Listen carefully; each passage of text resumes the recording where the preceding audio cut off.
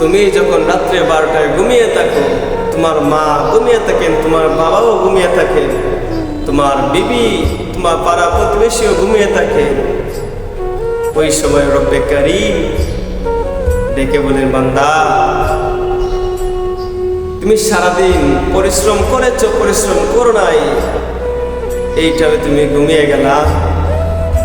আমিও তো আমার এই রাজ্যটা, আমি আমার এই পৃথিবীটার জগৎটা পরিচালনা করি, আমার তো ক্লান্ত আসে না, আমার তো ঘুম আসে না। বান্দা কেন ঘুম আসে না জানো? কারণ রাত্র 2টায় যদি বান্দা তোমার প্রস্রাবের প্রয়োজন হয়, তোমাকে কে জাগ্রত করে দেবে? বান্দা রাত্র 3টায় যদি তোমার বাথরুমে যেতে তোমার প্রয়োজন হয়, তোমাকে কে ডেকে দেবে? কে তোমাকে জাগ্রত করে দেবে? এই জন্য বান্দা আমি ঘুমাই না। বান্দা রাত্রের মধ্যে যদি তোমার বিবেকে আমি প্রভুর দয়া কথা মনে ভাসে, তওবা করার মুহূর্ত তোমার অন্তরের মধ্যে জাগ্রত হয়, ওই সময় তুমি কার কাছে তওবা করবা? আমি যদি ঘুমিয়ে যাই। এই জন্য বান্দা আমি ঘুমাই না, আমি সারাটা রাত্র বান্দা তোমার দিকে আমি চেয়ে থাকি, তোমার টুটের প্রতি চেয়ে থাকি। কোন সময় আমার বান্দা আমাকে আল্লাহ বলে ডাক দেবে, আমি তার জীবনের সমস্ত গুনাহ মাফ করে দেব। বান্দা তুমি ফজরের নামাজ পড়ো নাই, আমি আল্লাহ আশায় রয়েছে তুমি জোহরের নামাজ পড়বা। বান্দা তুমি জোহরের নামাজ পড়ো নাই, আসরের আশায় রয়েছি, আসরের নামাজ পড়ো নাই, আমি কিন্তু মাগরিবের আশায় রয়েছি, মাগরিব এশাও যখন তুমি পড়ো নাই। বান্দা আমি কিন্তু তোমার আশায় রয়েছি, আজকে 5 ওয়াক্ত নামাজ পড়ো নাই তো কি হয়েছে? তুমি আগামীকাল নামাজ পড়বা। বান্দা পরের দিন যাচ্ছে, 1 দিন 2 দিন, সপ্তাহ, 10 দিন, 1 মাস, বছরের পর বছর চলে যাচ্ছে, তুমি নামাজের মধ্যে যাচ্ছ না, মসজিদের মধ্যে যাচ্ছ না। বান্দা তারপরও আমি আল্লাহ তোমার দিকে চেয়ে থাকি, তোমার টুটের দিকে চেয়ে থাকি, তুমি কোন সময় আমার কাছে আসবা, আমাকে আল্লাহ বলে ডাক দিবা।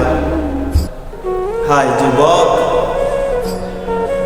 আমরা কোন দিন পরিবর্তন হব?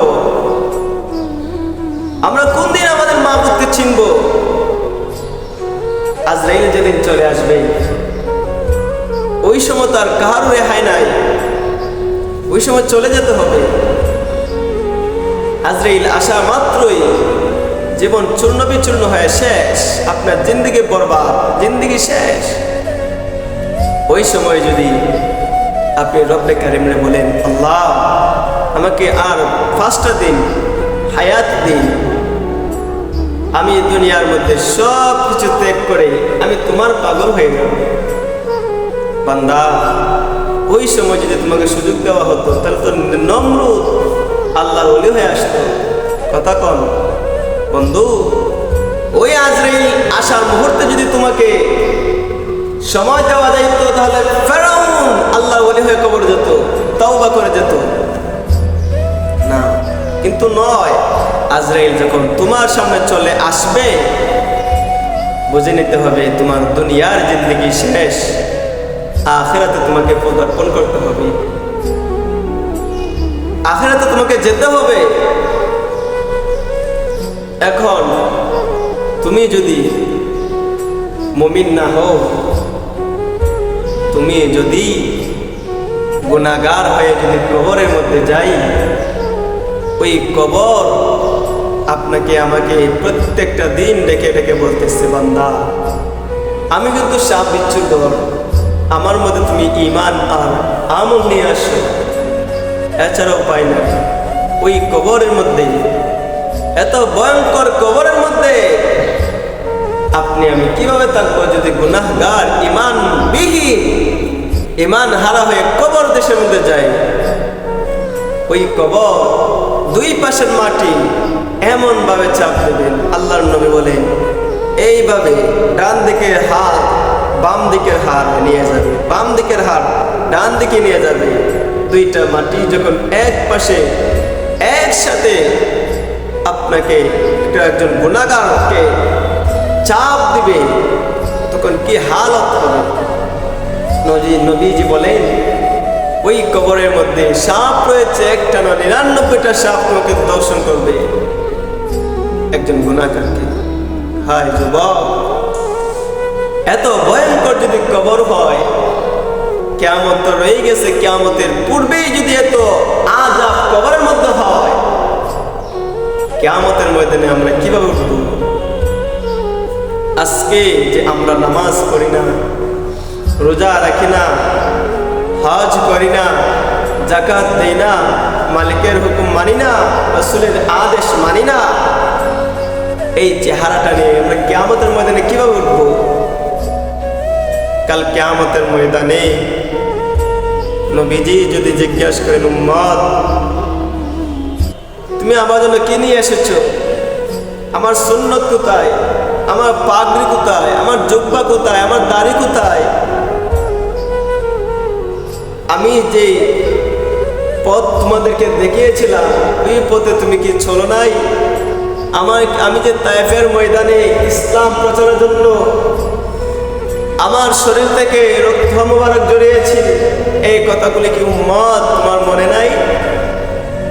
আমার দাঁত মোবারক শহীদ করেছি, এই সমস্ত কথা কি তোমার বিবেকে আসে নাই উম্মত? আজকে তুমি কি নিয়ে এসেছো? হায় যুবক, ওই সময় যদি নবীজি এসব কথা আমাদেরকে বলেন, এসব কথা যদি নবীজি আমাদেরকে বলেন, আমরা কি জবাব দিব? জবাব দেওয়ার মধ্যে কি কোনো উত্তর আছে? কোনো উত্তর নেই বাবা। নবীজির সুন্নতটা অন্তত নিয়ে যান। আপনি অন্য কিছু পারেন বা না পারেন, নবীজির সুন্নত দাড়িটা নিয়ে যান।